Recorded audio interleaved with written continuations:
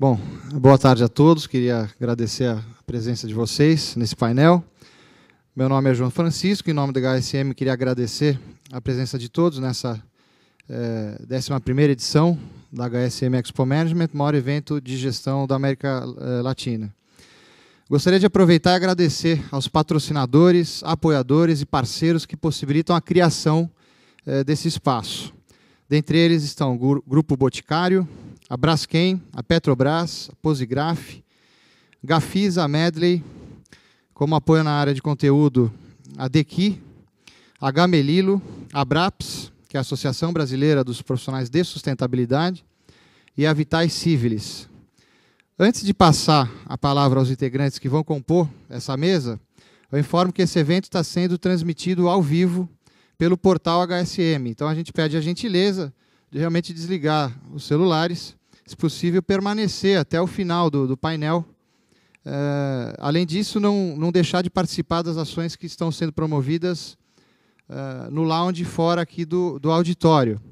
Dentre elas, nós temos um manifesto em prol da Rio+20, que é um evento importante que vai ocorrer no Brasil no ano que vem, um evento internacional para a definição de toda uma agenda de sustentabilidade. Também pedimos para preencher as fichas que estão com vocês para deixar no final do evento. E gostaria de chamar ao palco o Fábio Carneiro para apresentar o caso da Braskem, que é o caso do plástico verde, a estratégia verde da Braskem. Em seguida, faremos uma breve mesa de debates, em que eu vou moderar com a participação do Jorge Soto, que é o diretor de sustentabilidade da Braskem, e também do Marcelo Costa, que é o diretor técnico da Biquim. Então, por favor, o tema do debate vai ser desafios e oportunidades da indústria química nos próximos 20 anos. Então, por favor, Fábio.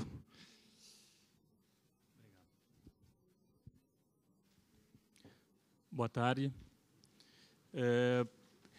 Eu vou apresentar para vocês um pouco da visão da Braskem para esse mercado do ponto de vista de negócio. Eu sou o diretor comercial da parte de químicos renováveis e creio que no final a gente vai ter algum tempo para debater a respeito. Se vocês puderem fazer perguntas, é ideal, porque a gente fica muito envolvido no negócio e às vezes a gente acaba passando por questões que são primárias, que a gente não tem mais, mas que o público muitas vezes tem. Tá? A minha ideia aqui é contar uma história para vocês, usando esses 4 pontos que eu acredito que são os principais para nortear essa história. Tá? Então, primeiro, colocar para vocês uma visão básica do que é a Braskem. Depois, explicar para vocês, basicamente, qual que é o mercado de biopolímeros que nós enxergamos. Tá? O cenário do Brasil como uma geografia favorável. E, por último, apresentar o caso em si de químicos renováveis. Bom, a Braskem, basicamente, nós transformamos produtos que são derivados da extração do petróleo e agora o etanol também faz parte da nossa matriz energética com o biopolímero e vamos procurar outras alternativas renováveis. Nós trabalhamos na produção, basicamente, do eteno, e do eteno nós fazemos os polímeros convencionais, derivados de fóssil, e, por fim, são os produtos que vocês estão acostumados no dia a dia de vocês, que estão presentes nos automóveis, o carpete, as garrafinhas de iogurte, garrafinhas de shampoo enguaradado de cerveja, vários produtos aí que fazem parte do nosso dia a dia. Tá? A Braskem é líder nas Américas, América do Norte, América Central e América do Sul, somadas, a Braskem é líder em polímeros hoje, tá? Está entre as 10 maiores do mundo, do ponto de vista petroquímico. Alguns números só para a gente situar. Então, a receita bruta do ano de 2010 foi de 34,7 bilhões de reais, uma receita líquida de 27,8 bilhões de reais, exportação 4,2 bilhões de dólares, tá? Com um EBITDA de 4,1 bilhões de reais. E aí, voltando para para o princípio que eu coloquei para vocês, a ideia aqui é posicionar a Braskem e como que essa empresa, baseada na petroquímica, ela foi se engajar num projeto de sustentabilidade de uma química renovável. A geografia, a Braskem hoje está presente, principalmente suas plantas estão no Brasil, aqui vocês têm um resumo, tem um projeto para o México, temos 5 plantas nos Estados Unidos e 2 plantas adquiridas esse ano da Dow Química na Alemanha. Essa é a visão que a Braskem tem. Para 2020, ser a líder da química sustentável no mundo, inovando para servir melhor as pessoas. Esse slide eu acho bastante bonito, mas eu acho que o que tem mais interessante aqui é o que está por trás dele. E eu queria mostrar para vocês como que a gente chega naquele slide que, para mim, é o resumo. Tá? Como que a Braskem vai atingir essa visão? Primeiro, fontes de operações sustentáveis. O que é isso? No nosso dia a dia, na nossa produção diária, nós temos que ter práticas onde nós estaremos totalmente conectados com a sustentabilidade. Um fornecimento sustentável, controle de efluentes e poluentes, uso eficiente de energias, renovabilidade dos recursos e potencial de sequestro de CO2. Isso é o mínimo que a Braskem, como uma petroquímica, tem que fazer, como todos os nossos concorrentes têm que fazer. Inserido no contexto dos concorrentes fora da petroquímica, em muitos momentos a gente vê o plástico sendo criticado por aplicações que existem. Raramente a gente vê os comentários, pelo menos a público, comentário regular, sobre os benefícios que o plástico tem. Mas hoje o veículo ele pesa muito menos, em função dos produtos, dos materiais plásticos que trazem uma leveza de materialidade para as peças que são fabricadas. Com isso, você tem uma redução de combustível, de utilização de recursos escassos. Para isso, a gente vai usar também, por exemplo, o produto termoencolhível. Quando vocês vão no supermercado, você tem um pacote de latinhas de cerveja ou de refrigerante embrulhadas ali num plástico que ele encolheu em função do aquecimento. Antigamente, acho que há mais de 20 anos, isso era feito com uma caixa de papelão ou com alguns outros tipos de aplicações. Então, a gente entende que o plástico, o polímero, ele traz diversos benefícios que são totalmente relacionados com sustentabilidade para a aplicação nossa do dia a dia. Essa é a parte fundamental, a parte, o cerne da Braskem. Posicionamento da indústria. E, em terceiro, a gente entra na questão de químicos renováveis. Então, são produtos que nós vamos buscar uma alternativa do fornecimento da matéria-prima. No caso aqui que eu vou apresentar para vocês hoje, é a cana-de-açúcar, é o etanol. E é aí que a gente entende que é a grande diferenciação, que é o que a gente está apresentando de diferente hoje, do ponto de vista das indústrias petroquímicas inseridas no mercado. Aí eu volto para o slide anterior, que eu havia mostrado para vocês, porque com essas folhinhas, etc., fica muito mais bonito. E a base disso, que eu acho que é fundamental, é a forte cultura de gestão alinhado com o desenvolvimento sustentável. Então, é a forte cultura voltada para pessoas, voltada para os clientes e buscando a inovação, buscando a criatividade. O mercado de biopolímeros. O que é um biopolímero? Tá? Para a Associação European Bioplastic, que é a maior associação de bioplastics, de biopolímeros do mundo, que tem sede em Berlim, na Alemanha, você tem duas naturezas. Ou esse polímero ele é de fonte renovável, ou ele é biodegradável, ou, na maioria, biocompostável, e eu vou explicar um pouco para frente para vocês o que significa isso, ou ele é os dois. Então, se ele é de fonte renovável, mas não é biodegradável, ele é considerado, sim, um biopolímero. E se ele é biodegradável ou biocompostável, mas não é de fonte renovável, ele também é considerado um biopolímero. Tá? Esse gráfico nós trouxemos de um consultor alemão que nós temos, que atua no mercado europeu, e ele, acho que mostra bastante o que significa o que eu estou dizendo para vocês, do ponto de vista de biopolímeros, do ponto de vista de biocompostável e de renovável. Aqui é um desenho de como a gente tem a situação atual, tá, da gestão de resíduos sólidos nos países da União Europeia. Então, se vocês olharem aqui no gráfico, do lado direito, vocês têm na Alemanha, compostagem é aquela parte lá de cima, o verde mais claro. No meio, nós temos a reciclagem e na parte inferior, nós temos a incineração. E um pequeno percentual, eu não sei dizer, deve ser 2%, 3%, é de aterro sanitário. Tá? Agora, num outro país, na mesma União Europeia, nós temos a Bulgária, que praticamente só tem aterro sanitário.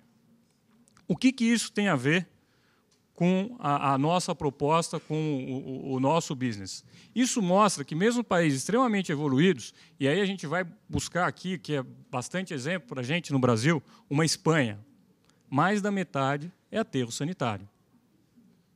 Então, quando eu invisto, por exemplo, num biopolímero, que seja um produto biocompostável, e ele não vai para o destino correto, a função dele é perdida. E quando eu invisto num produto plástico de origem fóssil ou num plástico que vem de origem renovável e dou a destinação correta, ele é muito mais benéfico para o conjunto total.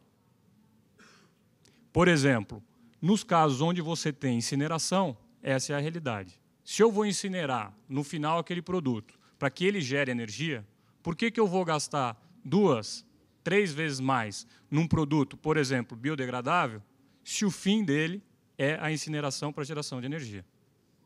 Tá? Então, eu acho que esse é o tipo de informação que raramente nós temos acesso e que realmente mudam o padrão de como nós enxergamos a realidade. Foi via esse caminho, via esse tipo de informação, que a Braskem, sim, lá atrás, ela decidiu pela opção de atuar em plásticos de fonte renovável, no caso do polietileno, no caso do polipropileno, que é o caso que eu estou apresentando aqui para vocês. E eu acho que mais importante que isso é, mesmo quando a gente fala em biopolímeros, nós não podemos colocá-los todos dentro de uma cesta só. Depende muito da aplicação que você vai dar para aquele material e qual que vai ser o fim do ciclo de vida daquele material. Dentro do conceito de biopolímeros, um ponto fundamental é analisar desde o começo da cadeia, da onde que veio aquele material, até onde ele vai terminar. Sem essa análise, não faz sentido a escolha de um produto, não faz sentido a escolha de um material. Por exemplo, esse é muito claro para todos, acho que todos já ouviram falar algumas vezes nos últimos meses, mas a questão de uma sacolinha plástica versus uma sacolinha de papel. E hoje a gente tem determinadas opiniões sem fazer o link sobre qual é exatamente a aplicação que eu tenho e como que vai ser a destinação final desse meu produto. Sem você fazer essas perguntas, sem você fazer essa análise, é, no mínimo, imprudente definir qual que seria o melhor produto para aquele tipo de utilização. Aqui eu queria colocar para vocês só uma parte mais administrativa. Então, quais são os drivers aí do mercado de bioplástico? Os drivers internos, propriedades técnicas e funcionalidade, custos de produção e matéria-prima e a reciclabilidade, que para nós a reciclabilidade é fundamental. Drivers externos, alta aceitação do consumidor. Então, o consumidor ele é peça fundamental na questão da sustentabilidade. Às vezes, quando a gente faz um produto que vem de uma fonte renovável, ele não necessariamente tem o mesmo fluxo de um produto convencional, não tem a mesma escala e etc. Por essas razões e outras, às vezes você tem um custo que vai ser superior. E quem vai decidir qual que vai ser a direção que a indústria vai tomar não é a indústria, é o consumidor. Então, todos vocês, eu, tenho total responsabilidade sobre aquilo que vai ocorrer, sobre o direcionamento que vai ser dado para a indústria. Porque em determinado momento que você tem a opção, e por um valor, eu não estou dizendo um valor que seja o dobro, que seja o triplo, mas por um valor determinado, eu acabo optando por aquilo que é mais fácil, é a história do produto chinês que muitas vezes a gente critica e fala, nossa, que absurdo, a China daquele jeito, e polui, e tem mão de obra desse jeito, e o cara recebe um prato de arroz para fazer um tênis. Só que na hora que a gente chega na loja, a gente compra o tênis que está escrito lá, Made in China, e a gente não se pergunta sobre todos os critérios que estão por trás da produção daquele calçado. Isso é um outro ponto que, ao longo da apresentação, também vou mostrar para vocês o tamanho da nossa preocupação em relação a isso. Tá? E acho que um ponto aqui também que é fundamental é a dependência de matérias-primas fósseis. Então, esse é um drive muito grande, porque existem, sim, empresas, e aí quando a gente trabalha com esse tipo de mercado, e a gente atua no mercado europeu, no mercado japonês, você vê empresas pensando nos próximos 50, 80 anos, que aqui no Brasil não é exatamente a necessidade. Então, quando você pensa em 50 anos, você tem a questão da matéria-prima fóssil, que ela é clara e nítida, que você precisa fazer alguma coisa, pois, eventualmente, pode ser que você não tenha acesso à matéria-prima. Tá? Para dar uma ideia para vocês do mercado em si, então, em 2008, nós estávamos falando numa capacidade de produção da ordem de 200 mil toneladas ano. Isso foi crescendo, entraram os não biodegradáveis, que são os de matéria-prima renovável, e hoje, em 2010, perdão, a gente estava falando no mercado uma capacidade de produção da ordem de 724 mil toneladas, e para 2015 espera-se um volume de produção da ordem de 1.710 toneladas. É muito pouco perto do montante total de plásticos que é consumido hoje no mundo, dessas famílias de polietileno e polipropileno, principalmente. Tá? Mas já dá uma ideia geral de que isso, sim, está crescendo bastante. No gráfico do lado, a gente tem mostra as localizações dessas capacidades. E o que isso quer dizer? Quando a gente fala de petroquímica, a indústria petroquímica sempre esteve muito ligada ao fornecimento. Ou seja, onde eu tenho a extração do petróleo, eu tenho o processamento do petróleo, eu vou ter o eteno, eu tenho que construir a minha indústria ali do lado. Não tenho facilidade de transporte. São raras as exceções. E isso me gera um custo muito grande. Na questão da matéria-prima renovável, é muito parecido. Então, dependendo do lugar que a gente está falando, Europa, Ásia, América do Norte, América do Sul, nós temos uma matriz de matéria-prima, uma matriz energética relacionada a essa região. E, necessariamente, essa matriz vai dar origem a um tipo de produto. Tá? No caso do Brasil, a gente tem a cana-de-açúcar, que é o que eu vou colocar no exemplo do nosso case. Tá? E aqui são as capacidades produtivas por tipos de produto, como eu falei para vocês, dependendo muito da origem, do tipo de matéria-prima que você tem um tipo de produto diferente. Hoje, fazendo um pouco de merchandising, a Braskem é já o líder mundial de polímeros pela capacidade produtiva que ela tem, da ordem de 200 mil toneladas. Por quê? Porque todas as outras empresas que participam hoje desse segmento são empresas normalmente muito menores ou que põem um foco muito menor nesse tipo de conceito, nesse tipo de produto, assim se arriscando muito menos ou entrando com uma capacidade muito menor nesse mercado. Tá? Brasil. Bom, para a gente, que somos aqui, acho que, brasileiros e conhecemos o país, aquela foto do Brasil é a coisa mais normal do mundo. Mas a primeira coisa que um japonês, ou um alemão, ou um francês te pergunta é se você não está plantando cana para a sua matéria-prima na Amazônia. Tá? Então, essa foto aqui é fundamental para a gente mostrar que os nossos fornecimentos vêm de uma região do sudeste do Brasil, que nós estamos a milhares de quilômetros da Amazônia e que não tem esse tipo de contaminação.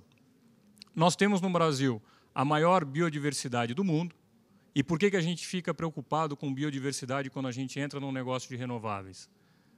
As pesquisas que a gente tem hoje e desenvolve e acompanha em relação à matéria-prima, nós acreditamos que, em algum espaço de tempo, a gente tem sim a capacidade de extrair da mesma cana-de-açúcar que a gente utiliza hoje, 2 a 3 vezes mais etanol ou matéria-prima para o nosso produto. Ou seja, toda essa questão de biodiversidade, de tecnologia, de biotecnologia é fundamental para o nosso negócio. Tá?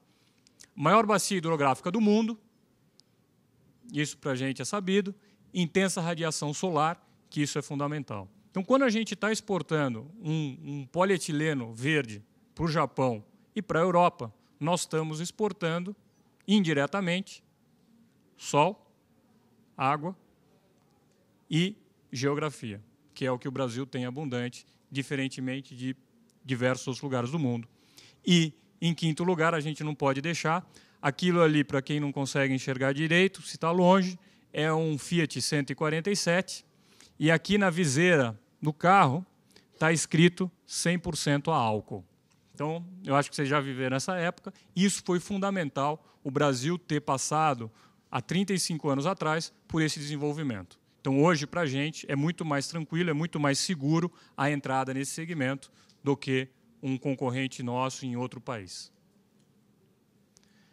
Aproveitando para passar um pouco da matriz energética, a matriz energética brasileira, aquela parte azul que vocês veem, desse primeiro círculo aqui do lado esquerdo, em cima, ela mostra que 80% é de fonte renovável.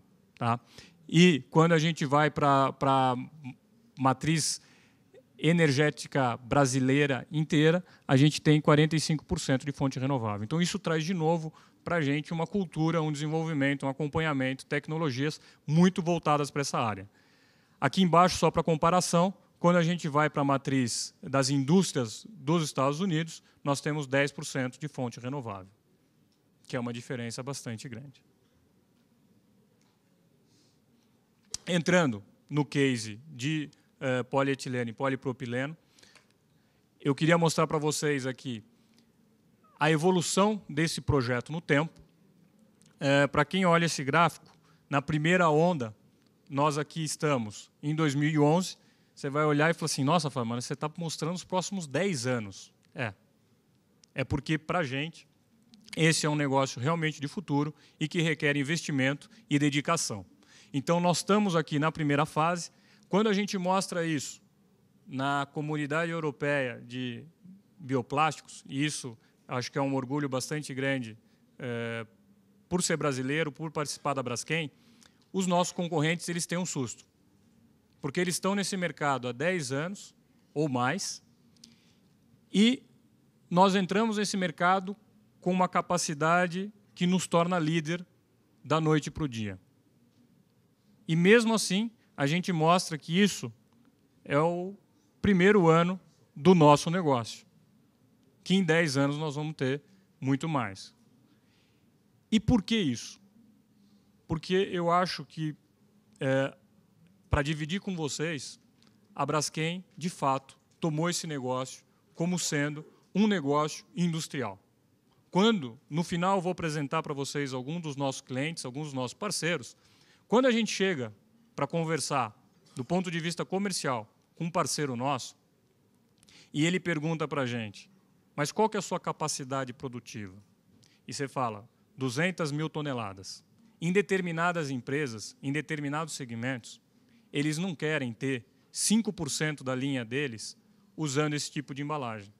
Eles querem migrar completamente. Qual que é o principal problema do comprador? Ele precisa ter produto suficiente. Então, grandes empresas no mundo hoje que têm essa visão, que tomam esse caminho como sendo o caminho do futuro para eles, como sendo uma decisão de sustentabilidade para a empresa deles, em função daquilo que o polietileno verde, que o polipropileno verde aporta, para eles 200 mil é exatamente o consumo da indústria deles. Ou seja, não podia ter mais ninguém. Provavelmente o desejo deles era comprar essa planta para eles, falar: Braskem não produz mais, a gente fica com tudo, você não vende para mais ninguém, nós vamos ser o único de embalagem verde do mundo.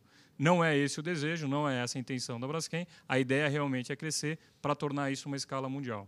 Então, a nossa ideia não é ter um nicho de negócio. Talvez ele seja um nicho para começar, talvez ele seja um nicho porque você tem que desenvolver muito, você tem que preparar os seus clientes, você tem que preparar a cadeia inteira, mas o objetivo aqui é proporcionar aos nossos clientes, proporcionar àqueles que na ponta estão realmente interessados a mudar um conceito, que eles tenham, sim, a matéria-prima e o volume adequado para que possam mudar suas linhas por completo. Continuando aqui no desenvolvimento, a primeira onda, então, é fazer os ativos, é testar isso. 2015 a 2019, ter novas capacidades para ampliar esse volume, para ampliar esse atendimento ao mercado, estudar outras oportunidades de negócio, não necessariamente no Brasil. E a terceira onda é o perpetuar, que está totalmente conectado com a cultura da Braskem, que é: não adianta eu ter um negócio que eu não consiga manter ele ao longo do tempo, que eu tenho que pensar nesse negócio por muitos e muitos anos. Tá? Então, esse primeiro passo nosso é montar a base, é testar ao máximo o conceito do nosso produto, ter uma diversidade grande de clientes, de produtos, de aplicações, para que isso valide a introdução desse produto no mercado.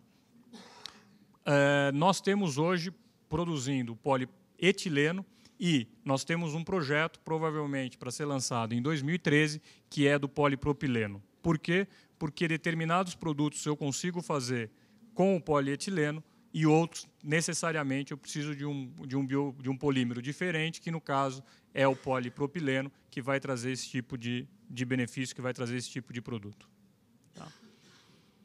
Essa aqui é só a carta de intenção da Braskem, mostrando o compromisso. Nesse investimento do polipropileno, é um investimento da ordem de 100 milhões de dólares, tá? Para uma capacidade de 50 mil toneladas. O polipropileno ele é utilizado praticamente no mundo. O consumo mundial de polipropileno deve ser da ordem de 70 milhões de toneladas. Então, quando vocês olham 50 mil versus 70 milhões, é uma diferença bastante grande. Eu falei para vocês sobre o ciclo de vida de um produto e a importância de se analisar desde o princípio até o final. Por que eu falo isso? Porque esse é exatamente o conceito onde a gente se baseia para desenvolver esse tipo de produto. Olhando no slide que está ali, do lado esquerdo a gente começa pela cana-de-açúcar, tem a produção do etanol. Do etanol a gente tem uma desidratação, que a gente chama, a gente tira a água desse etanol e a gente fica com o carbono. Tá? O polietileno ele é uma cadeia de carbono, ele é um carbono colado no outro. Então, quando eu tiro o etanol, quando eu tiro a água do etanol, me sobra o carbono e, por um processo, eu consigo fazer o polietileno. Tá? O polietileno feito do etanol é exatamente o mesmo polietileno feito de matéria-prima fóssil. E esse é um dos grandes diferenciais do nosso produto.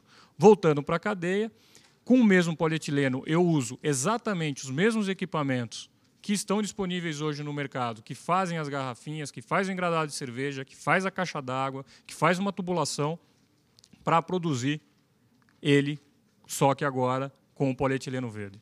Eu não tenho nenhum investimento em equipamento. E dali é o que a gente recomenda e onde a gente trabalha, que é a reciclagem. Para vocês que entraram aqui, na porta do lado de fora, tem alguns mobiliários que são feitos de madeira plástica. É isso, lixo? É. Madeira plástica. Então, para quem não viu quando entrou, na saída vocês podem ver, é super interessante e é uma forma alternativa de reciclagem do material, onde você utiliza esse material depois que ele foi uma sacolinha, depois que ele foi um shampoo, depois que ele foi um frasco de iogurte, você transforma e continua utilizando. Então, é a reciclagem e é isso que vai dar a longevidade para o material e a economia de energia que... Como que a gente entende? Você fez uma plantação inteira de cana-de-açúcar. Você teve todo um trabalho de processamento, você produziu o plástico. Você vai fazer o quê? Você vai enterrar ele para ele voltar CO2 para a natureza? Cadê a vantagem disso? Aí você vai pegar o seu milho e vai plantar de novo, para produzir de novo o mesmo plástico. Por que a gente não pode simplesmente reciclar esse plástico do ponto de vista energético, químico ou mecânico e aproveitar ele para fazer uma outra embalagem ou para gerar energia? Aí sim a gente está aproveitando a energia como um todo. Entrando no case, eu queria apresentar para vocês quais foram os pilares que nos guiaram nesse desenvolvimento. Então, primeiro, são as parcerias com clientes globais ou nacionais. Tá? Por exemplo, a Natura é um cliente nacional, que apesar de ser uma multinacional, mas é um parceiro muito forte nosso, onde a gente está embasado na cana-de-açúcar como matéria-prima renovável, pegada de carbono favorável, isso está totalmente conectado à cana-de-açúcar, porque quando eu planto a cana-de-açúcar, pela fotossíntese, ela vai absorver o CO2 da atmosfera. E aí está todo o canal de purificação ou de diminuição do aquecimento global. A cana-de-açúcar ela vai fixar isso no crescimento dela, no desenvolvimento dela, e pelo processamento de se fazer o álcool, do álcool o etanol, e a gente fixa ele de novo no plástico, então aquele carbono que estava na atmosfera, você pode considerar como se fosse um aspirador de carbono que, através da cana-de-açúcar e do processo petroquímico, ele vira um plástico para utilização. E ele está fixo ali. Ele só volta para a atmosfera se você queimar. Se você reciclar, ele vai continuar fixo ali. E o terceiro ponto, que é um ponto mais técnico, é o drop-in. Drop-in significa o quê? Eu posso tirar hoje exatamente aquele plástico que eu estou utilizando na minha extrusora, no meu equipamento, para fazer a garrafinha e colocar o mesmo... Para a Braskem ele tem exatamente o mesmo nome, ele só aumenta uma letrinha, é um S. Esse mundo de engenheiros químicos, eu não sei quem é engenheiro ou engenheiro químico aqui, os nomes não são muito criativos, são vários números com algumas letras e não dizem muita coisa, na verdade são alguns códigos. E no caso do material sustentável, você adiciona uma letra S, que significa sustentável. Então, você substituindo esse material que você usa hoje por esse material que você usa, que tem essa letra S, você pode aplicar imediatamente. O que muda isso? Isso muda tudo. Isso significa que não requer nenhum investimento adicional a tudo aquilo que eu tenho, não requer desenvolvimento, não requer tempo de técnicos para elaboração de um produto novo, não requer análise, etc. E, antes que vocês me perguntem, se é tudo igual, se só muda o S, que foi a Braskem que colocou, como que eu vou saber que uma garrafinha de iogurte é de material derivado de cana-de-açúcar e de material fóssil? Aí vocês vão lembrar, acho que da 8ª série ou da 7ª série, quando a gente foi estudar dinossauro. Aqui no Brasil a gente não estuda dinossauro muito, né? Mas tem a questão do carbono 14. Então, para todos os nossos lotes, nós fazemos uma análise de carbono 14 que confirma a idade do carbono que está ali dentro daquele produto, daquela matéria-prima. É a única forma que a gente tem para confirmar. O benefício da gente estar no Brasil e por que da cana-de-açúcar? Se a gente considerar todas as matérias-primas que nós temos para esse tipo de produto hoje, que a gente considera aí como uma amplitude que é mais utilizada, nós temos o milho. E, para a produção do milho, você precisa de uma unidade de combustível fóssil para a produção de 1,4 unidades de milho, que vai me gerar energia. No caso da beterraba, que é muito utilizada na Europa, você, com a mesma unidade de fóssil, você vai produzir 2 unidades. No caso do Brasil, que a gente tem a cana-de-açúcar, nós conseguimos produzir 9,3. Então, isso é um benefício extremamente positivo, tanto do ponto de vista financeiro e econômico, como do ponto de vista de economia da sustentabilidade do planeta.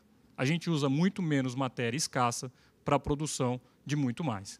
Isso, 9,3, é antes daquela tecnologia que eu falei para vocês, que a gente está buscando, relacionada à biotecnologia, que deveria nos trazer alguma coisa 2 ou 3 vezes superior a isso. Então, aqui eu expliquei o primeiro pilar. O segundo pilar, que é a pegada de carbono, Para vocês terem uma ideia, do lado direito de vocês, perdão, vocês têm alguns produtos, como o próprio polietileno petroquímico, o polipropileno petroquímico e a geração que isso tem de CO2 ou CO2 equivalente. Tá?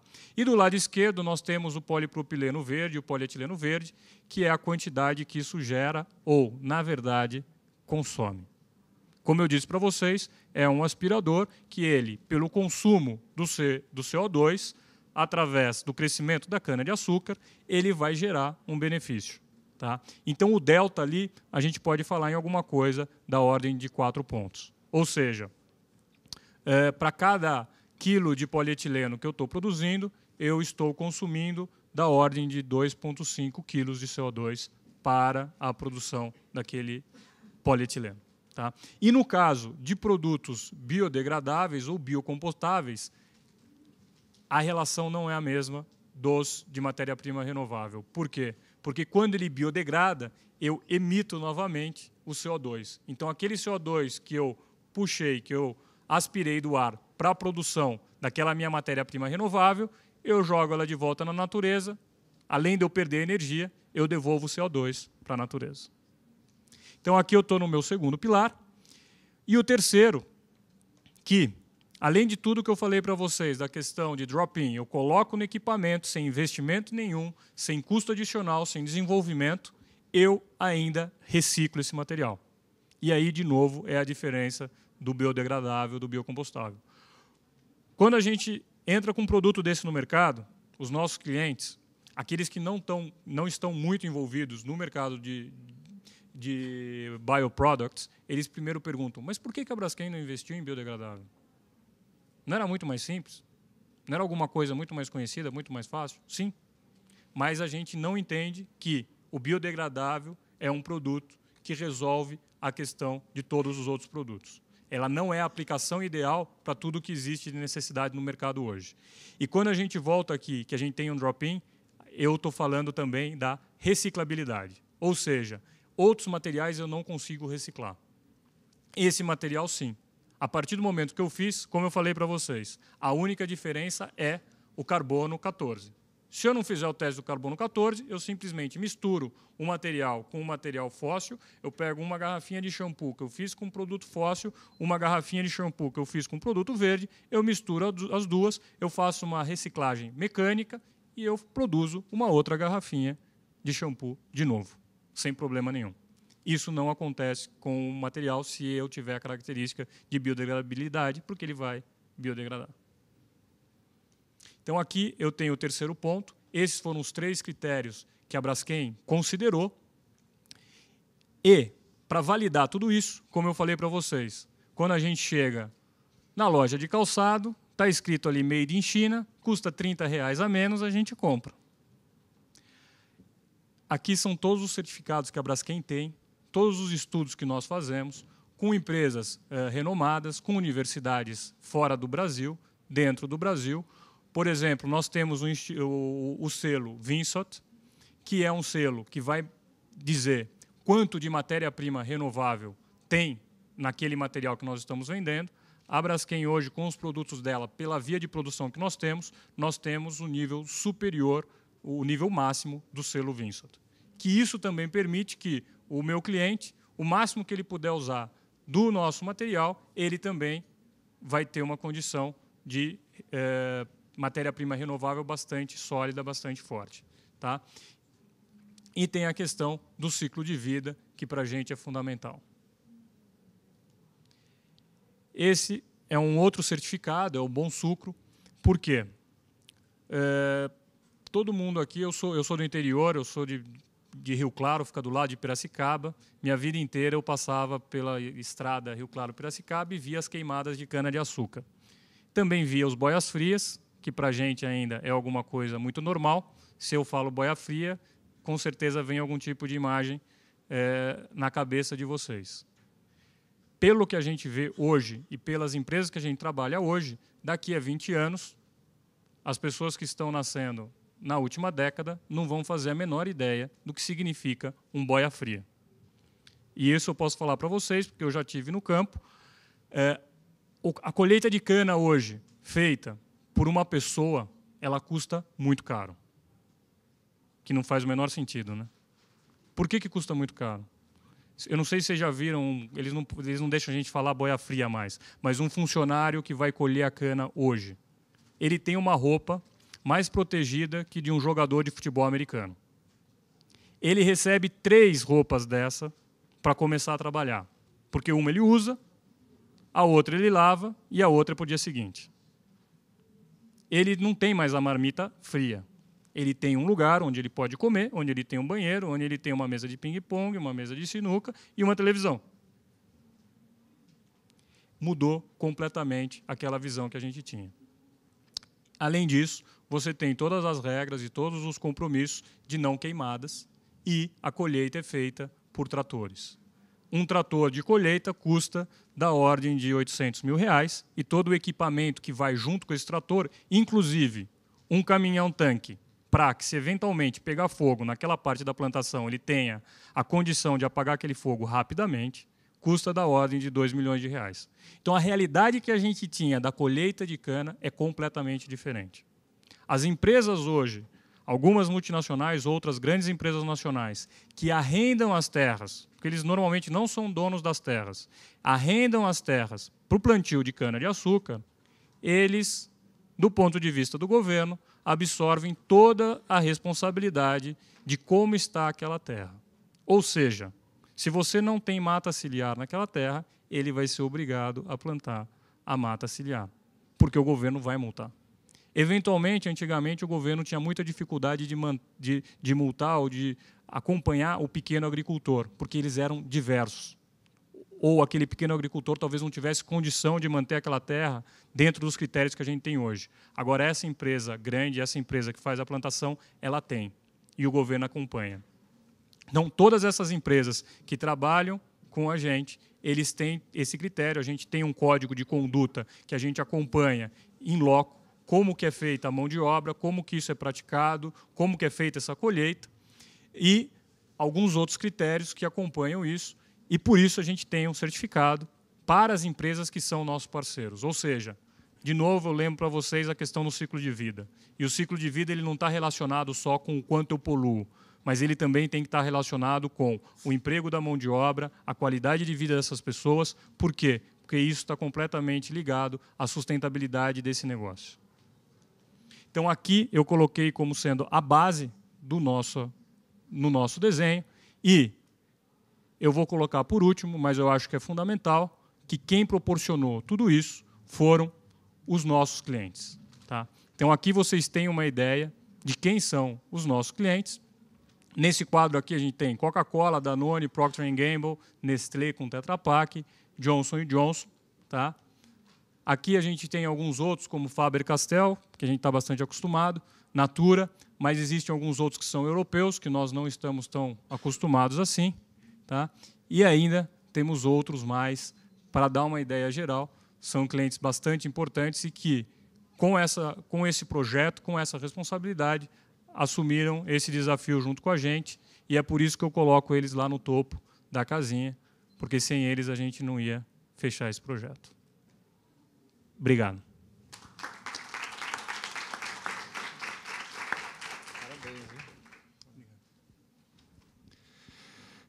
Bom, eu vou convidar, então, Jorge Soto para participar junto com o Marcelo Cos, da Biquim. Se quiser também, vamos sentar aqui e fazer um breve debate aqui. Por favor.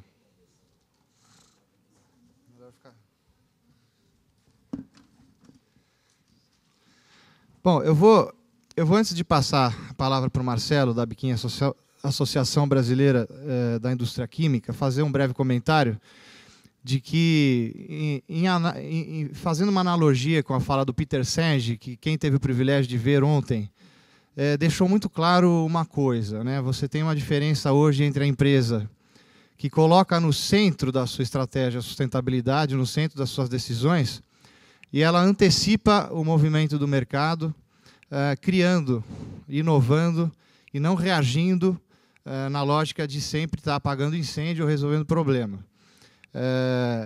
Um ponto que ficou muito claro aqui é que a colocar a sustentabilidade na estratégia tem toda uma complexidade, principalmente no caso da indústria química, pelo viés técnico todo que isso que exige, que demanda, né? E me parece fundamental a ampliação desse debate sobre a importância da cadeia, realmente, de tratar a sustentabilidade na cadeia e não de forma isolada. Eu acho que aqui ficou muito claro que não seria possível, né, a Braskem estar indo nessa direção sem fazer. Então, eu queria passar a palavra para o Marcelo fazer os seus comentários, depois o Jorge, e a gente abre para vocês interagirem aqui, totalmente informal, para a gente trocar realmente ideia, né? Boa tarde a todos que estão aqui, a todos que estão nos acompanhando pela internet. É um prazer agradeço já o convite que a Braskem nos fez. E eu venho aqui representando a Biquim, acho que alguns aqui que eu estou vendo aqui, inclusive no auditório, são pessoas que representam indústrias que a Biquim também representa. A Biquim é a Associação Brasileira de Indústria Química. Nós representamos lá algo como 140 empresas. Essas 140 empresas são as maiores empresas na área química no Brasil e faturam alguma coisa como 70 bilhões de dólares por ano, de um total que a indústria química no Brasil tem, dados de 2010, da ordem de 130 bilhões de dólares de faturamento de vendas no ano. Então, é um setor que é bastante concentrado, porque esse setor químico brasileiro, as 140 empresas que nós representamos, têm aproximadamente 85% do mercado. Então, há outras 3.000 empresas que têm 15%. Então, é um setor bastante concentrado. Mas é um setor que tem caminhado junto com essa estratégia da Braskem. Isso que eu vou procurar falar aqui rapidamente para vocês. Porque nós temos um desafio muito grande, que a Braskem mostrou aqui, quando ela, inclusive, fez aquela linha do tempo e mostrou que tem uma estratégia para gradualmente ter um mercado e fazer com que haja o desenvolvimento de uma indústria. Ela deu o caso dela, ela mostrou como é que ela pretende fazer, mas eles talvez precisassem de outra hora para explicar a dificuldade que é externamente, não apenas a Braskem, mas como é que ela vai desenvolver tecnologia, como é que ela vai incentivar a que se produza uma série de outros serviços, inclusive de pesquisa e desenvolvimento no Brasil, necessários até para sustentar o negócio dela. O que ela mostrou ali, com certeza, é parte daquilo que ela pretende desenvolver nessa área de sustentabilidade. E no caso da indústria química que eu represento, a Braskem é hoje a nossa, talvez, principal associada em termos até de faturamento. A empresa cresceu muito nesses últimos anos. Nós temos um processo também em andamento para, como mostrou a Braskem, também passar aos próximos anos uma estratégia de desenvolvimento do nosso setor, acoplada à necessidade do Brasil ter também soluções para os próximos anos, principalmente para essa próxima década, que nos levem a garantir empregos, que nos levem a termos uma manutenção de um crescimento, ou pelo menos uma estabilidade econômica nos próximos 10 anos. Então, nós estamos falando, no fundo, da indústria brasileira química contribuir para o próprio desenvolvimento do país no momento em que estamos conversando, vendo crise mundial para cá, crise mundial para lá. Dizemos que o Brasil está um pouco fora dessa crise, sabemos que talvez isso seja talvez mais marketing do que uma realidade, já que é um castelo de cartas que uma primeira que caia pode causar problemas para os outros.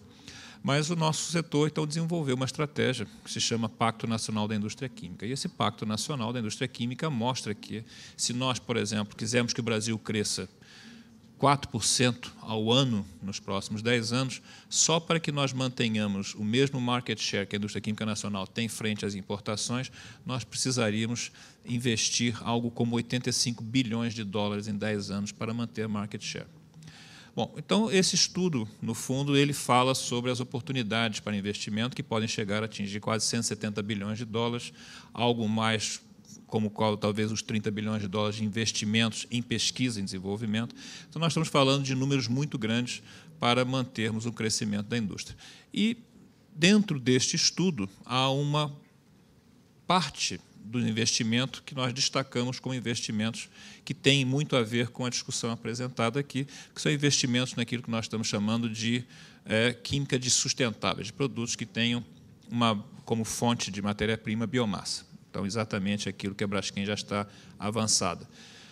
Nós vemos lá que a oportunidade de nada mais, nada menos, 20 bilhões de dólares em investimento. Bom, para que se tenha uma ideia do que significa isso, 20 bilhões de dólares de investimento em 10 anos, significa quase que, atualmente, o investimento em toda a indústria química de 5 anos. Porque a indústria química brasileira, nos últimos anos, provavelmente na última década, tem investido, historicamente, algo como 3 a 4 bilhões de dólares por ano. Então, isso em toda a indústria química. Estamos falando numa oportunidade de termos 2 bilhões de dólares investidos só nesta área. Então, é uma área que tem, por ano, né, em cima de 10 anos, algo como 2 bilhões de dólares. Ela poderia representar hoje a metade do investimento que, historicamente, o Brasil tem feito nessa área de química em geral. Então, a oportunidade é muito grande para esse negócio. E, como foi mencionado pela Braskem, você realçou, depende também de uma forte ação de mercado, ou seja, não é apenas o produtor querendo vender um produto e mostrando todas as vantagens, como também foi mencionado, chegamos na ponta do consumo e dizendo assim, bem, mas ele vai custar talvez 5 a 10% hoje, devido às características de mercado, teve que desenvolver e custa um pouco mais caro. Ah, mas se custa um pouco mais caro, eu não quero. Então, a necessidade de termos realmente um processo, um trabalho como ele fez, de levarmos a sustentabilidade à ponta. E aí, esses nossos associados, além da Braskem, alguns outros também já têm movimentos nesse sentido, e nós estamos agora buscando convencer a outros que estão um pouco afastados dessa discussão, tanto na área acadêmica quanto mesmo na área de consumo, né, nos clientes que nossas empresas têm, que esta é a abordagem que a indústria química no Brasil pretende ter. Porque quando nós falamos em 167 bilhões de dólares num período de 10 anos, que dobraria a capacidade brasileira, com isso nós estaríamos dizendo hoje, passaríamos de 130 bilhões de dólares por ano de vendas para 260. Então, é dobrar o tamanho de uma indústria em 10 anos. Mas, mesmo assim, nós seríamos talvez ainda a quarta ou a quinta indústria química no mundo, porque os investimentos hoje, só a China hoje produz e vende algo como 900 bilhões de dólares. Os Estados Unidos, 700. Nós estaríamos hoje em quarto, ou em quinto ou sexto lugar, vendendo 130 a 140 bilhões de dólares. Se nós dobrarmos, mesmo assim, vamos ficar abaixo da Alemanha, ou seja, nós vamos continuar não sendo uma das principais, mas não a maior. Então, os investimentos lá fora serão muito grandes, na Arábia, na China, na Índia, então serão investimentos de magnitude também muito grande. Com isso, eu quero dizer que, provavelmente, a indústria química brasileira nunca será uma indústria que poderá se dizer que é uma competidora internacional, tendo como meta, tendo como filosofia, ter produtos baratos, tendo produtos com um valor agregado baixo. Então, nós temos que valorizar aquilo que foi mostrado aqui, a nossa condição de fornecer matérias-primas, de receber, né, matérias-primas de uma área agrícola que seja também sustentável, que seja economicamente viável, socialmente viável, para que nós possamos dizer que a indústria química brasileira tem uma condição competitiva, não baseada em baixo custo, e não baseada em quantidade, mas em alto valor agregado, com uma mensagem de sustentabilidade embutida. Não é apenas um alto valor agregado, porque nós fabricamos fármacos, por exemplo. Nada contra fármacos, eu estou querendo dar isso como um exemplo para dizer que é uma substância que há uma agregação de valor alta desde o momento em que se faz uma síntese ao momento que se vende aquele produto, aquele produto acabado. No nosso caso, é a valorização do aspecto sustentável. Isso é uma estratégia da Braskem, que está sendo, não digo copiada, mas sendo compartilhada por outras empresas, e que, para nós, significa o futuro, entendendo que também, nesse processo, a questão do consumo sustentável, que foi aqui marcada, vai também ter cada vez uma penetração maior na mídia e vai acabar gerando uma cultura no consumidor. Eu acho que, pelo menos da minha parte agora, era isso que eu tinha que falar. Obrigado.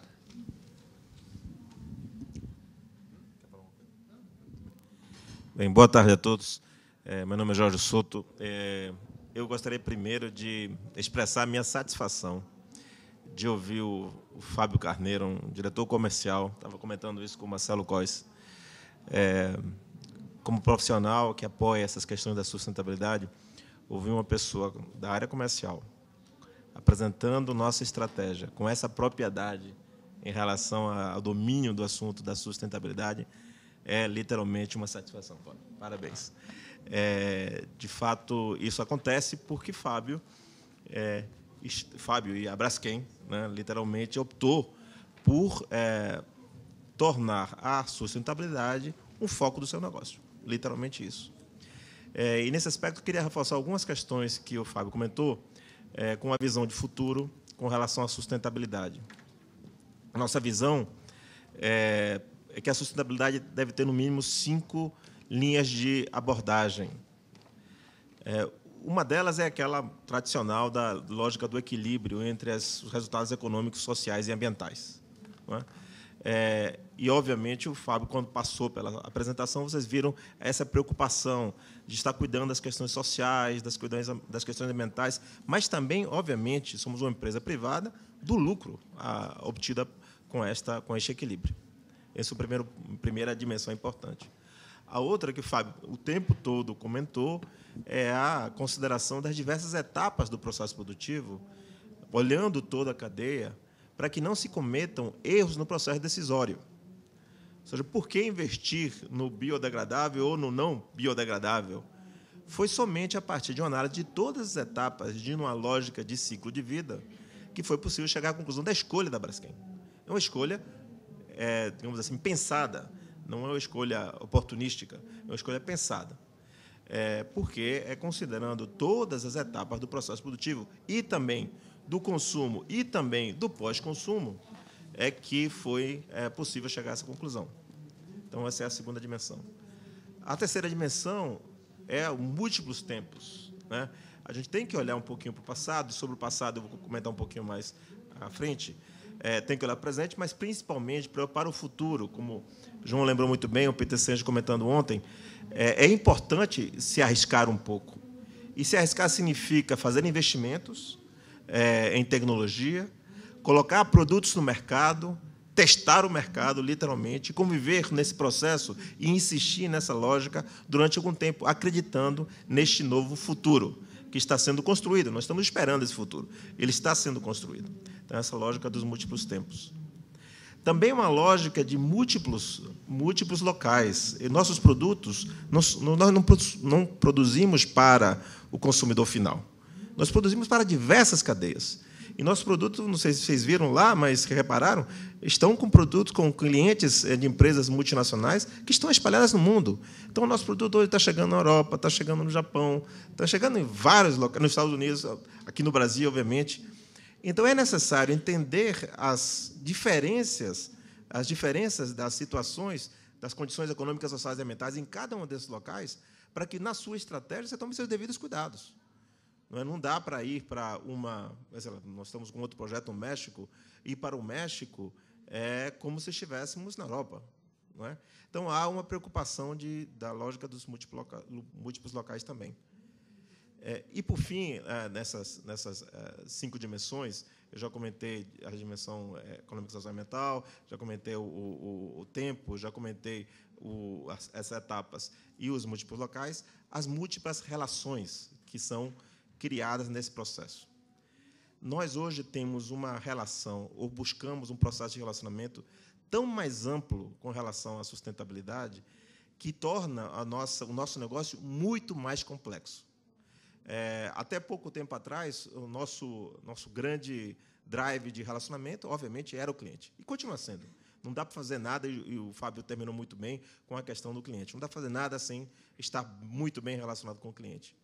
Mas eles agora estão experimentando ter uma relação com o cliente do cliente, ou, às vezes, o cliente do cliente do cliente.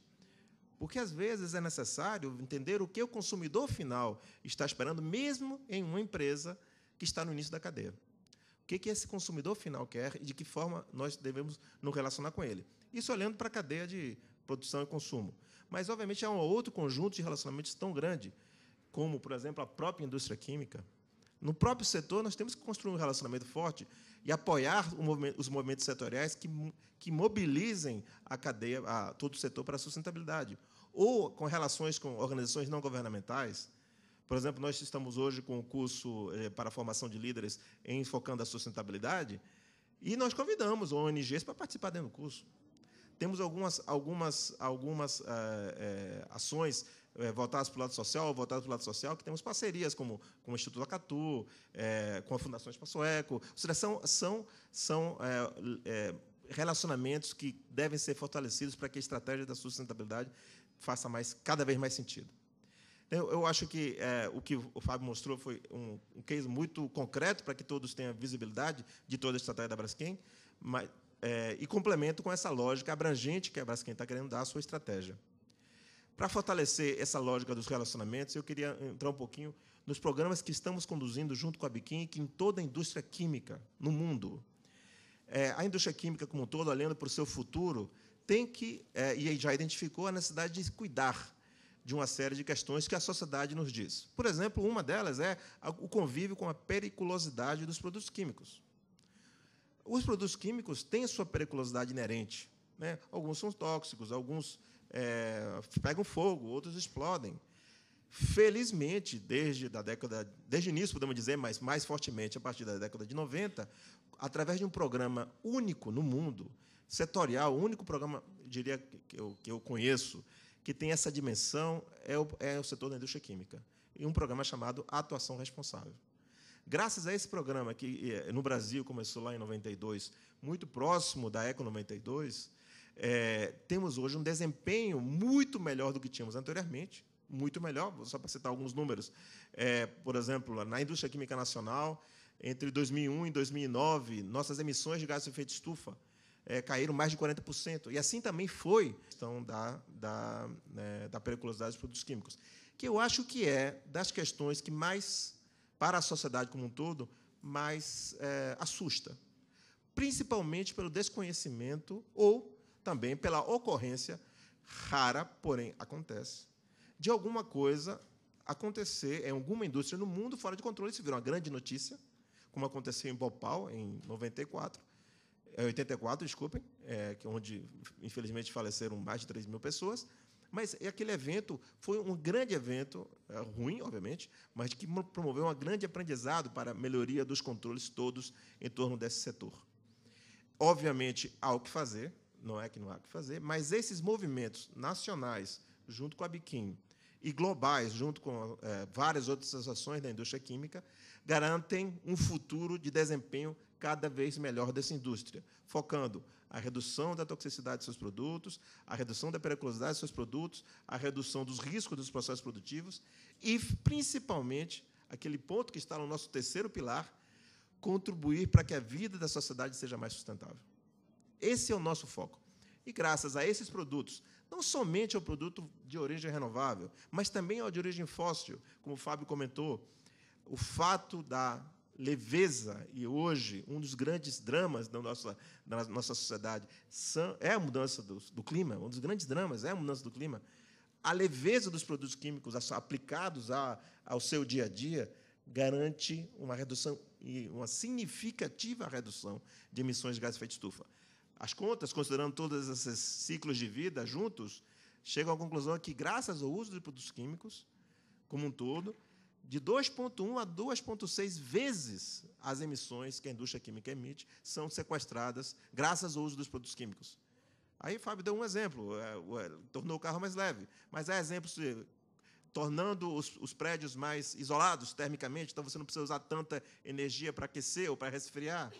Né? Ou seja, há tantas aplicações possíveis de produtos químicos que tornam a vida mais sustentável, que, no nosso dia a dia, nós sabemos, mas não percebemos, não realizamos. Porque, quando compramos, tendemos a satisfação de poder ter isso na mão, por ser mais leve, por ser mais barato, por propiciar, por existir, né, esses produtos, propiciar essa comodidade para a vida moderna, mas no descarte, e aí eu fecho isso, no descarte há essa visão de que é um produto que polui no final. O produto polui no final. E, de fato, se a gente olhar a poluição visual, é concreta. Você vai no lixão, vê muito plástico. Em torno de entre 15% a 20% do material do lixo, do aterro sanitário ou do lixão, são de plástico, de fato. É concreto isso. Mas ele está lá e não é ele que provoca a poluição concreta, porque o que degrada, o que provoca a poluição do solo ou a poluição da água, o plástico não desfaz ali. São os outros materiais que se desfazem. É claro que é necessário dar um destino adequado para esses produtos, e, graças a um movimento político, finalmente surgiu a Política Nacional de Resíduos Sólidos, que vai empurrar para que essa solução aconteça. né? Felizmente, a Braskem e outras indústrias já estão investindo nesse processo, ajudando para que isso aconteça. O exemplo da madeira plástica que o Fábio colocou é um exemplo concreto. Mas há outras coisas acontecendo, mas é importante que vocês saibam que também este olhar pelo lado da indústria é uma preocupação, é uma preocupação no sentido de ajudar que essa solução aconteça. Então, com isso, a gente esperamos ter uma visão de futuro muito positiva para a indústria química, para o uso de produtos químicos, porque, de fato, eles representam uma solução, e o problema que hoje existe, mais visual do que nada, ele estará sendo resolvido cada vez mais. Então, esperamos que, com isso, a indústria química, de fato, seja percebida no futuro como uma grande solução para a vida moderna, né? E, com isso, obviamente, focando a solução da sustentabilidade. Também, acho que, com isso, já complemento um pouquinho o que foi dito. Eu acho que podemos, João, passar para algumas perguntas que aconteceram, né? Obrigado.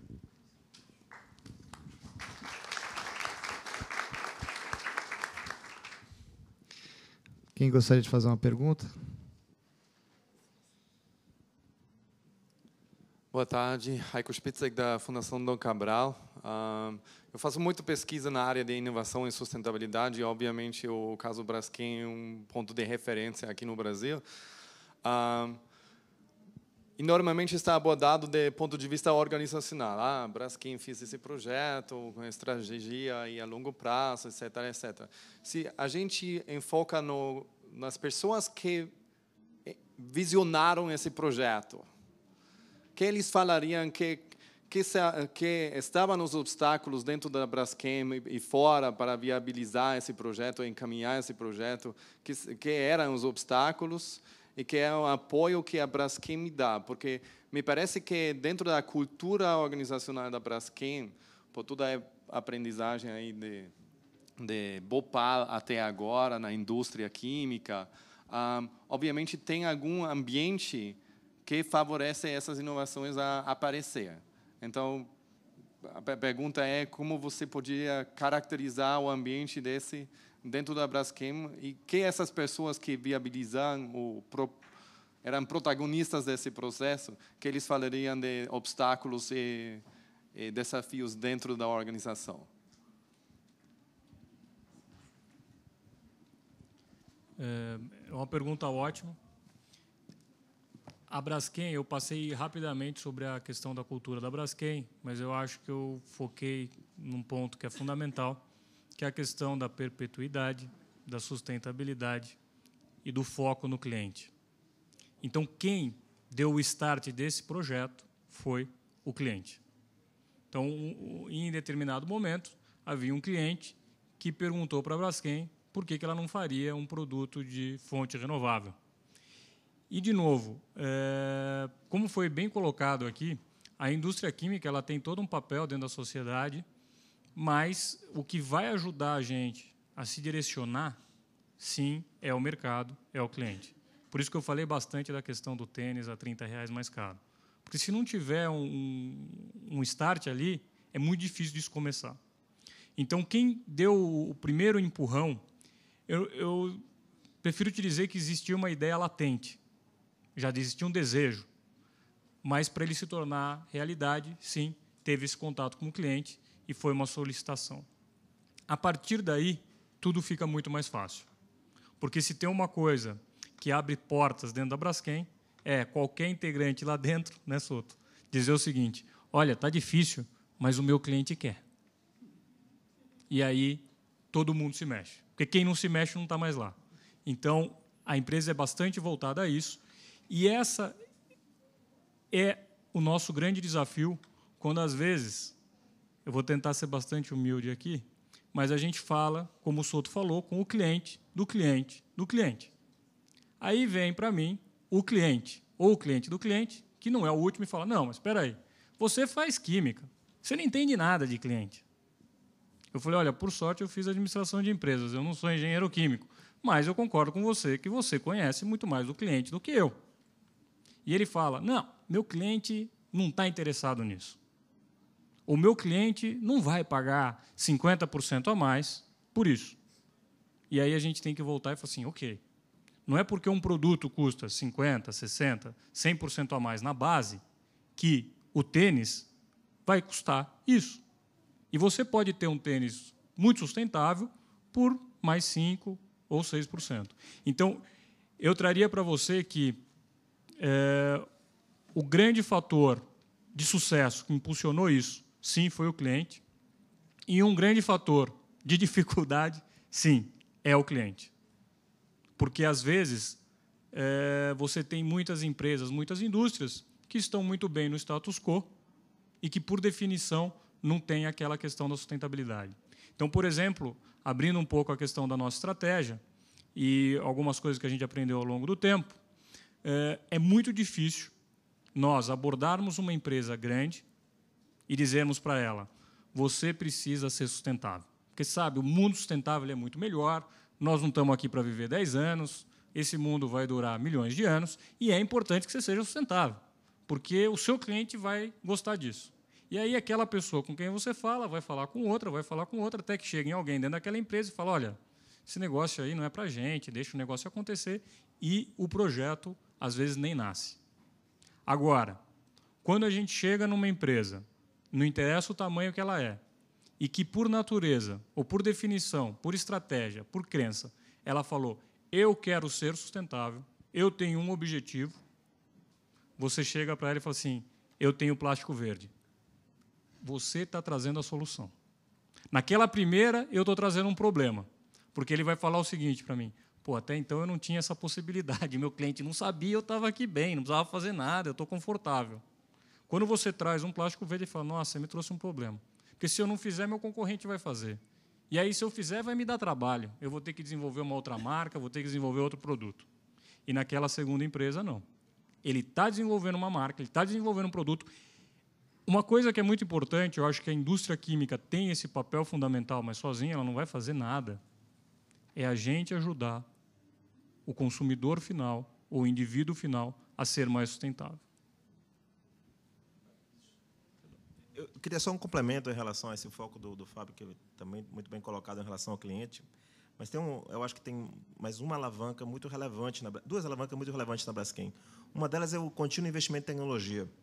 Então, é possível lá, nós temos um investimento de 50 milhões de reais por ano, mais ou menos, 240 milhões em ativos para desenvolvimento tecnológico, 200 pessoas envolvidas nesse assunto, mais ou menos, e aí 400 patentes, ou seja, é uma organização que tem um pé tecnológico relevante, porque entende que a química, através do desenvolvimento de novos produtos e novas aplicações, pode sim trazer melhores soluções. Então, isso é uma alavanca relevante nesse processo decisório.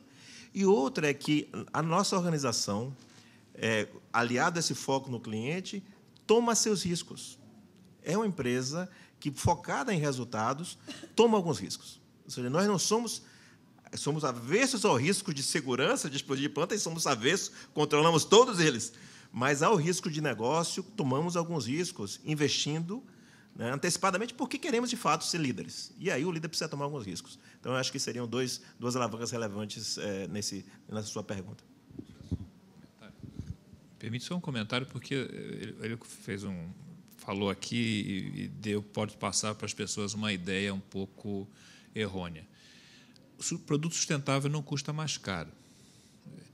Então, pode ter parecido, nós estamos, por um momento, falando, mas aqui tem um prêmio, a empresa vai pagar mais, 50% a mais que o produto chinês. O produto sustentável, por definição, não deve custar mais caro.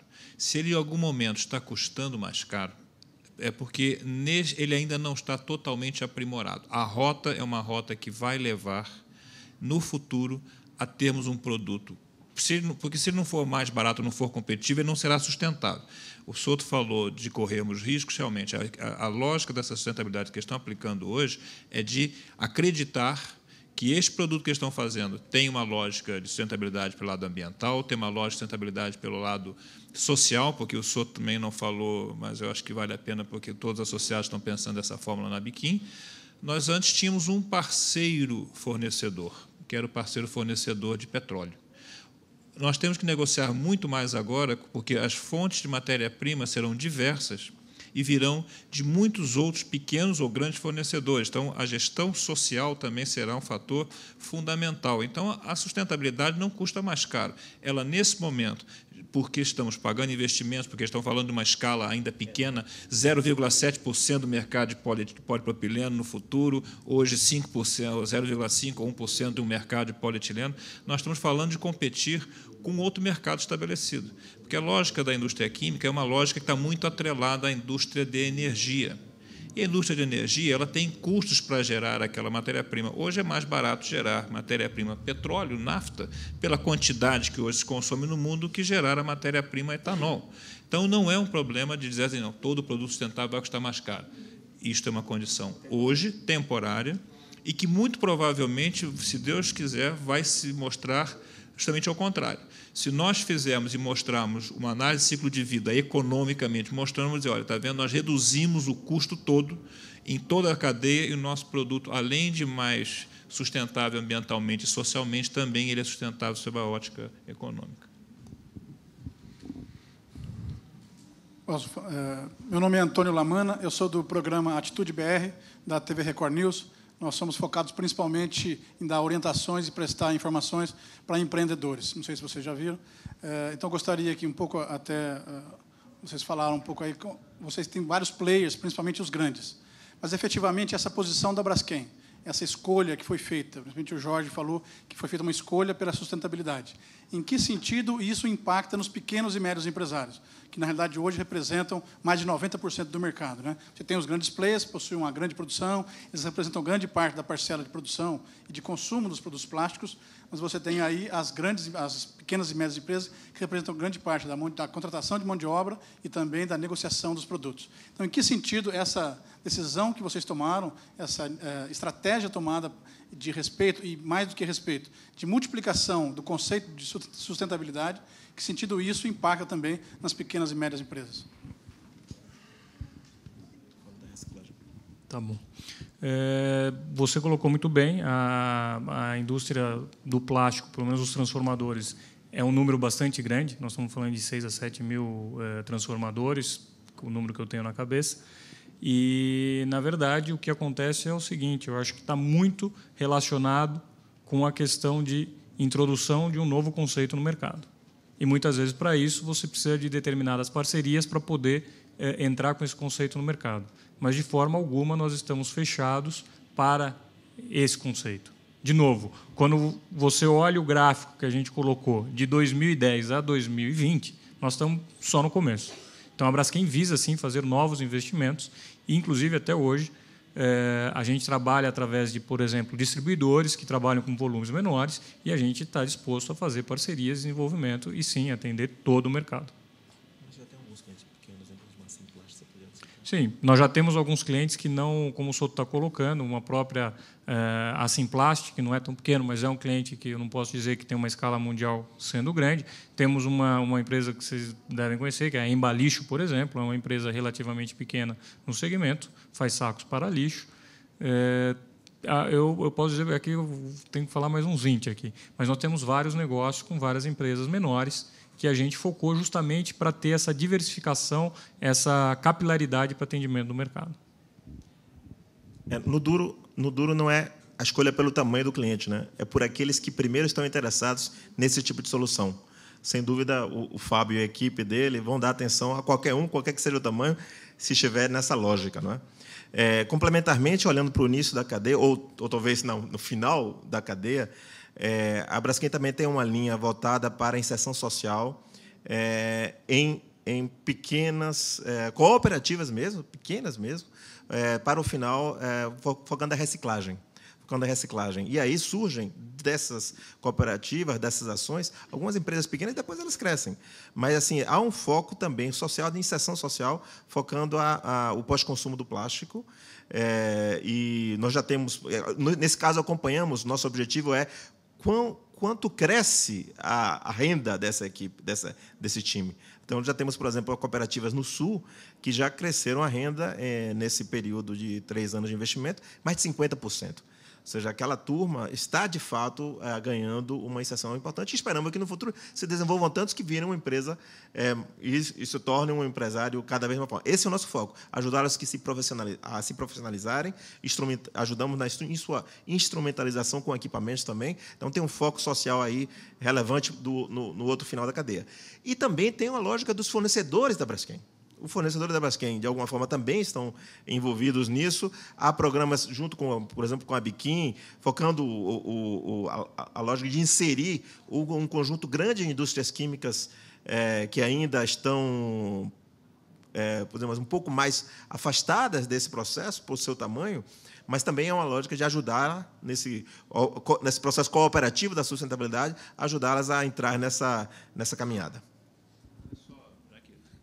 A sua pergunta ela leva a uma questão que talvez seja muito próxima da associação que eu mexo.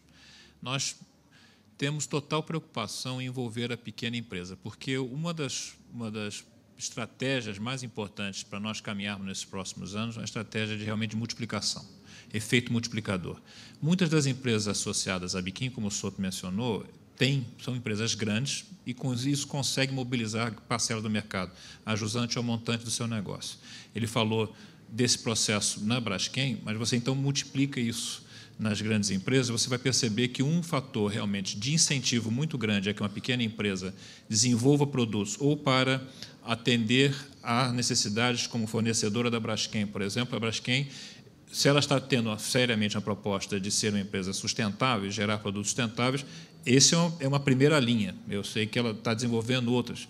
Então, ela vai querer também receber matérias-primas ou outros produtos químicos que ela vai usar na produção daqueles produtos dela que venham também de fontes renováveis ou que venham de fontes cada vez mais sustentáveis ou que tenham processos sustentáveis. E vai se envolver, evidentemente, com seus clientes sustentáveis. Quando colocado isso num grupo maior de empresas, esse é um efeito multiplicador muito grande. E também eu não gostaria de dizer que pequena empresa não se preocupa com isso. Porque quando nós vemos o payback de uma empresa como a Braskem, dos projetos que a Braskem tem, nós estamos falando de 5, 10, 15, 20 anos. Uma empresa pequena, se ela segue a lógica da sustentabilidade que nós estamos propondo que ela siga, ela vai ter que desembolsar também, mas ela já está acostumada a fazer isso em maior grau. Só que, infelizmente, hoje, ou felizmente, talvez, para ela, a inovação é um processo de vida ou morte muito, muito importante, porque muitos desses payback times dela são de 2, 3 anos. Se ela der errado, se ela fizer um investimento, ela quebra, porque ela tem que pagar aqui em 2, 3 anos. Então, nós temos percebido que empresas pequenas estão nessa dúvida. Para onde é que nós vamos caminhar? Quais são os investimentos? Nós temos, para nós, investimento, se não pagar em 2 anos, nós quebramos. E elas olham, então, a Braskem e olham outras empresas que têm essa lógica de sustentabilidade e dizem para elas, olha, o caminho é esse. Então, o fato de existirem empresas líderes acenando um caminho também facilita porque as empresas menores também pensem, se elas estão caminhando para lá, essa é uma lógica que nos interessa. Então, é um efeito mobilizador, acho que um ciclo virtuoso que nós estamos percebendo que está acontecendo e que precisa também chegar até a hora da pesquisa básica, porque a pesquisa básica também precisa oferecer esses elementos. Então, é todo um conjunto que o mercado está acontecendo, e se nós conseguimos, com o exemplo da Braskem, se multiplique, mais rapidamente as pequenas empresas também vão se engajar, porque elas vão perceber que aquela estratégia é uma estratégia que chegou para ficar, não é apenas um monte, talvez, de sinais, mas que não se consolidaram numa linha que tem uma lógica bem definida e bem clara de futuro. Tem mais? Então, vamos fazer a última pergunta, que o nosso tempo é bem objetivo e a resposta. Vou ser breve. Meu nome é Eduardo, eu sou colega de vocês da Braskem, inclusive. Falou muito sobre a iniciativa da empresa, então, obviamente, cabe à empresa tomar uma decisão de ter isso na cultura, ser sustentável, ser pioneira na questão química sustentável, mas também falou da questão do cliente final, né? Então, nós, consumidores, que hoje o que a gente vê mais é que a realidade é que, assim, se a gente pega a maioria, não está disposta naturalmente a pagar mais por um cliente, por um consumo, por um produto sustentável. Isso não é natural, é muito mais puxado do que proativo por parte do cliente. Pelo menos é o que eu, enfim, leio em artigos e tal. Então, isso, no fundo, é um pouco paradoxo, porque a redução de custo é buscada, mas também não é agora. Então, a realidade de hoje é um custo mais caro. Então, para pensar em 2020, tá perto, né? Então, como que é a visão de vocês na questão comercial até nesse impasse, assim, trabalhar, digamos assim, talvez numa questão puxada mesmo, em legislação, ou esperar que nós, consumidores, daqui a pouco vamos, enfim, mudar a nossa maneira de pensar? Como... Eu fui um pouco amplo, mas é mais no foco assim, da escolha do consumidor agora, né? Eu passei, acho que rapidamente, pela questão de volumes, e quando a gente olha, nós estamos falando num mercado de polietileno mais polipropileno da ordem de 200 milhões de toneladas ano de consumo. Tá? E aqui eu mostrei para vocês que a nossa capacidade produtiva para 2013 provavelmente vai ser de 250 mil toneladas. Então, sim, existe uma questão de oferta e demanda, do mesmo jeito que para a gente, nós estamos iniciando esse processo, a gente tem um custo bastante diferenciado, que não deixa que a gente venha para esse mercado com um preço totalmente competitivo, e tem a questão do pioneirismo. Nós temos que apostar junto. Então, nós temos várias empresas, e aí que entra a questão das empresas grandes, mas, como foi colocado, eu acho que é fundamental. A gente tem várias empresas pequenas que veem esse produto como sendo o grande diferencial deles no mercado. E aí a gente tem que entender qual que é o segmento onde a gente vai atuar. Não adianta a gente, por exemplo, hoje nós não teríamos capacidade para atender 1/10 da demanda, nem isso, 1/100 da demanda, caso a gente pudesse ter o mesmo preço.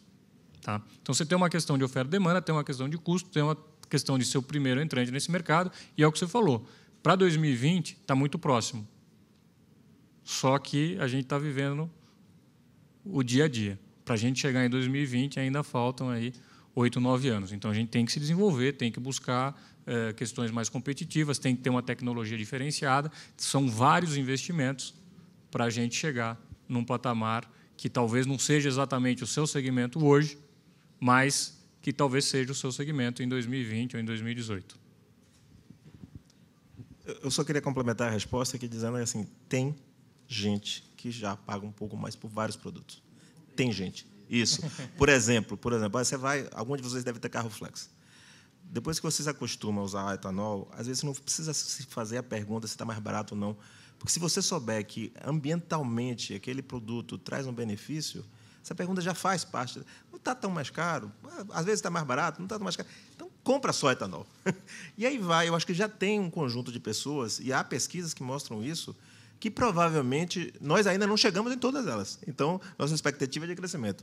E esperamos que, assim, outras pessoas, outros consumidores, isso vá sendo cada vez mais relevante na sua escolha. Agora, para a indústria, aí eu acho que é mais importante é ter estratégias de chegar com informações no fornecedor. E, para isso, a análise de ciclo de vida, mostrando claramente os benefícios que estes produtos têm, é fundamental. Há muita informação a respeito. Isso é mais sustentável, aquilo é mais sustentável, mas, às vezes, é sustentável por um lado e não é pelo outro. Então, é extremamente importante o nosso papel como indústria de trazer informações claras. E, para isso, a análise de ciclo de vida é o caminho. Então, aí tem, inclusive, na nossa estratégia, um foco específico nesse assunto, para que as informações sérias sejam colocadas para a disposição da sociedade. É isso. Bom, então, para a gente encerrar, nós chegamos aqui no nosso horário, só fazendo um último comentário, que não podemos esquecer que é uma briga muito solitária, só a indústria e a sua cadeia pensar como fazer uma transição para a economia mais verde, que há um novo padrão de produção e consumo. Então, se é preço maior, preço menor, o governo é um agente que tem que criar uma forma de incentivar esse produto e tornar o que é mais predatório mais caro, e esse, então... Eu acho que o governo, junto com a empresa, junto com o consumidor, tem que criar esse novo padrão e não só. Eu queria agradecer a audiência que está nos assistindo ao vivo, pelo portal HSM, isso é uma novidade esse ano, quer dizer, aqui a gente tem uma amostra das pessoas assistindo, mas o fenômeno da tecnologia permite que esse debate aqui esteja sendo assistido e vai ser gravado, disponibilizado via internet por muito mais gente. Agradecer a presença de vocês, estimular que vocês a gente fez um manifesto para Rio Mais 20, que é um evento muito importante que vai ter o ano que vem.